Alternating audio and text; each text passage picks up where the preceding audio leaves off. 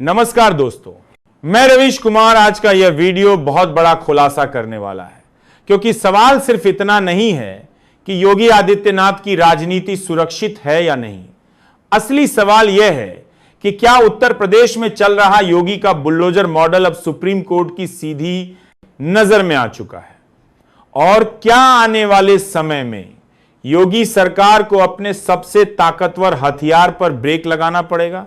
आज social media से लेकर सियासी गलियारों तक एक ही चर्चा है कि योगी का बुलडोजर चारों तरफ तबाही मचा रहा है, लेकिन अब देश की सबसे बड़ी अदालत ने इस पर गंभीर सवाल खड़े कर दिए हैं, और यही वजह है कि यह वीडियो अंत तक देखना बेहद जरूरी है। देश की नजर आ रहे हैं कि योगी की मानी पर एक ही मंत्री पर कानूनी को। दोस्तों, बीते कुछ सालों में उत्तर प्रदेश में अपराध, माफिया और अवैध कब्जों के खिलाफ जो कार्रवाई हुई है, उसकी पहचान बन चुका है बुलडोजर। योगी आदित्यनाथ की छवि एक सख्त मुख्यमंत्री की बनी, जिसने माफियाओं के घरों पर सीधा वार किया। समर्थकों ने इसे कानून का राज बताया, लेकिन आलोचकों ने इसे बदले की राजनीति और डर का मॉडल कहा। यहीं से विवाद शुरू हुआ, क्योंकि संविधान साफ कहता है कि सजा देने का अधिकार सिर्फ अदालत के पास है, सरकार के पास नहीं। अगर कोई अपराधी है तो उसे कोर्ट में पेश किया जाएगा, उसे सुनवाई का मौका मिलेगा और दोष सिद्ध होने पर सजा मिलेगी। लेकिन जब किसी पर आरोप लगते ही उसका घर गिरा दिया जाता है, तो यह सवाल उठता है कि क्या यह न्याय है या बिना ट्रायल के सजा। सुप्रीम कोर्ट ने इसी मुद्दे पर सख्त टिप्पणियां की हैं और साफ कहा है कि घर गिराना सजा नहीं हो सकती और किसी भी नागरिक के मौलिक अधिकारों के साथ खिलवाड़ नहीं किया जा सकता। कोर्ट ने यह भी कहा कि राज्य सरकारें कानून को अपने हाथ में नहीं ले सकती, चाहे अपराध कितना भी बड़ा क्यों ना हो। अब लोग पूछ रहे हैं कि क्या सुप्रीम कोर्ट योगी पर एक्शन लेगा।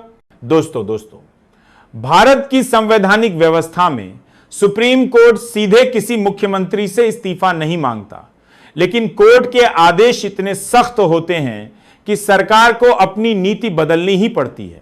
अगर कोर्ट यह मान ले कि बुलडोजर कार्रवाई एक पैटर्न बनाए चुकी है और यह दंड के रूप में इस्तेमाल हो रही है, तो योगी सरकार की मुश्किलें बढ़ सकती हैं। इसी बीच विपक्ष ने इस मुद्दे को बड़ा हथियार बना लिया है।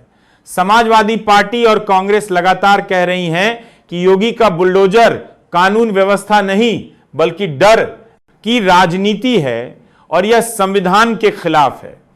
वहीं योगी सरकार के समर्थक कहते हैं कि अगर बुलडोजर नहीं चला होता तो माफिया आज भी खुलेआम घूम रहे होते। जनता की राय भी दो हिस्सों में बंटी हुई है। एक वर्ग कहता है कि अपराधियों में डर जरूरी है, दूसरा वर्ग कहता है कि अगर कल किसी बेगुनाह का घर गिर गया तो उसका जिम्मेदार कौन होगा। अब सबसे बड़ा सवाल यह है कि क्या योगी को इस्तीफा देना पड़ेगा। सच्चाई यह है कि फिलहाल ऐसी कोई स्थिति नहीं है, लेकिन सुप्रीम कोर्ट की सख्त टिप्पणियां यह जरूर संकेत देती हैं कि बुलडोजर मॉडल अब पहले जैसा नहीं चल पाएगा।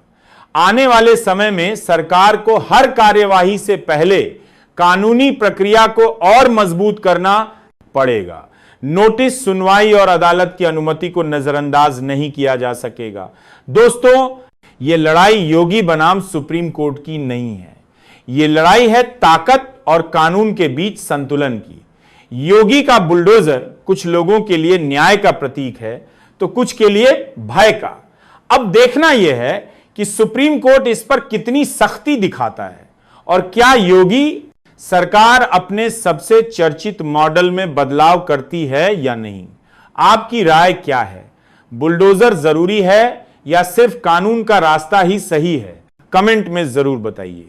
वीडियो पसंद आए तो लाइक करें, शेयर करें और चैनल को सब्सक्राइब करना ना भूलें। दोस्तों, अब जरा इस पूरे मामले को न्यायपालिका की नजर से और गहराई से समझते हैं। सुप्रीम कोर्ट सिर्फ एक अदालत नहीं है, बल्कि वह संविधान का रक्षक है। जब भी किसी राज्य सरकार की कार्यवाही से यह संकेत मिलता है कि किसी नागरिक के मौलिक अधिकार प्रभावित हो रहे हैं, तो कोर्ट का हस्तक्षेप लगभग तय हो जाता है। बुलडोजर कार्रवाई को लेकर भी कोर्ट की सबसे बड़ी चिंता यही है कि कहीं यह कार्रवाई दंड की तरह इस्तेमाल तो नहीं हो रही। कोर्ट यह जानना चाहता है कि क्या हर मामले में समान नियम लागू हुए या फिर कार्रवाई चयनात्मक थी। अगर यह साबित हो जाता है कि बुलडोजर का इस्तेमाल डर पैदा करने के लिए किया गया तो यह सीधे सीधे संविधान के मूल ढांचे से टकराव माना जाएगा। अब बात करते हैं अधिकारियों की भूमिका की। बुलडोजर किसी मुख्यमंत्री के हाथ से नहीं चलता, वह जिला प्रशासन और नगर निगम के आदेश पर चलता है। लेकिन सवाल यह है कि जब ऊपर से राजनीतिक दबाव हो तो क्या अधिकारी स्वतंत्र होकर फैसला ले पाते हैं? सुप्रीम कोर्ट पहले भी कई मामलों में यह कह चुका है कि सिर्फ सरकार ही नहीं बल्कि आदेश मानने वाले अधिकारी भी जवाबदेह होते हैं। अगर कोर्ट को लगा कि नियमों को जानबूझकर तोड़ा गया तो कार्रवाई सिर्फ सरकार तक सीमित नहीं रहेगी बल्कि अफसरशाही भी घेरे में आ सकती है। यहीं से योगी सरकार की चिंता बढ़ती है, क्योंकि उत्तर प्रदेश जैसे बड़े राज्य में अगर प्रशासनिक मशीनरी पर सवाल उठते हैं तो उसका असर सीधे शासन व्यवस्था पर पड़ता है।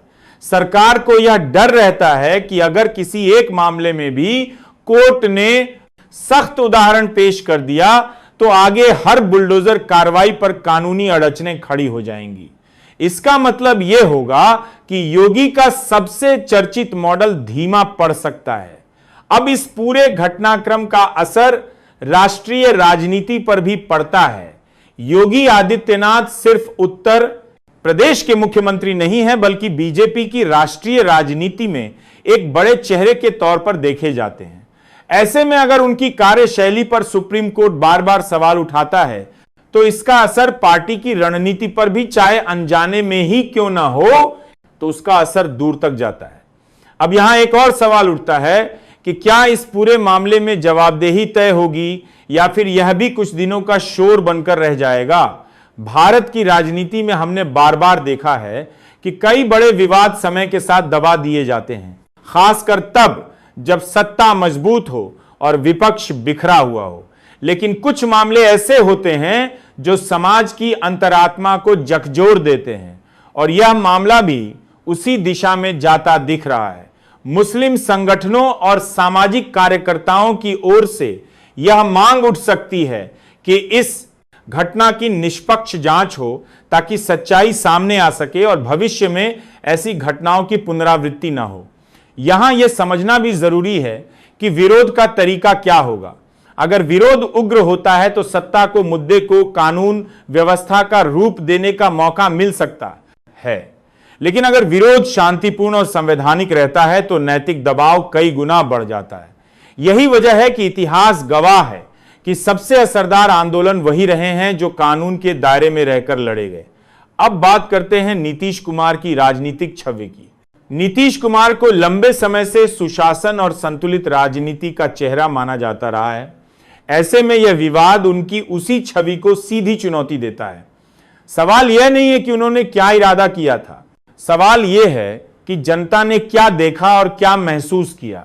राजनीति में धारणा कई बार हकीकत से ज्यादा ताकतवर होती है और यही धारणा चुनावी गणित को भी प्रभावित करती है।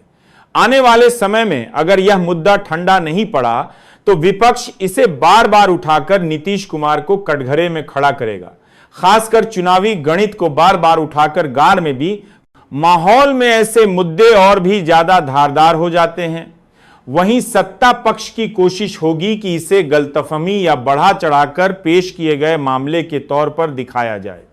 अब यहां मीडिया की भूमिका फिर से अहम हो जाती है। क्या मीडिया सत्ता से सवाल पूछेगा या फिर बयान और सफाइयों तक सीमित रह जाएगा? दर्शक और नागरिक के तौर पर यह जिम्मेदारी हम सबकी भी बनती है कि हम भावनाओं में बहने के बजाय सवाल पूछें और जवाब मांगे। अब एक और अहम पहलू यह है कि इस घटना का असर युवाओं पर क्या पड़ेगा।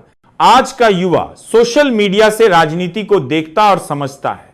जब वह इस तरह के वीडियो देखता है तो उसके मन में सिस्टम को लेकर भरोसा कमजोर पड़ सकता है। यही कारण है कि ऐसे मामलों में सत्ता को बेहद सतर्कता के साथ कदम उठाने पड़ते हैं। अंत में सवाल फिर वहीं आकर खड़ा होता है कि क्या इस पूरे विवाद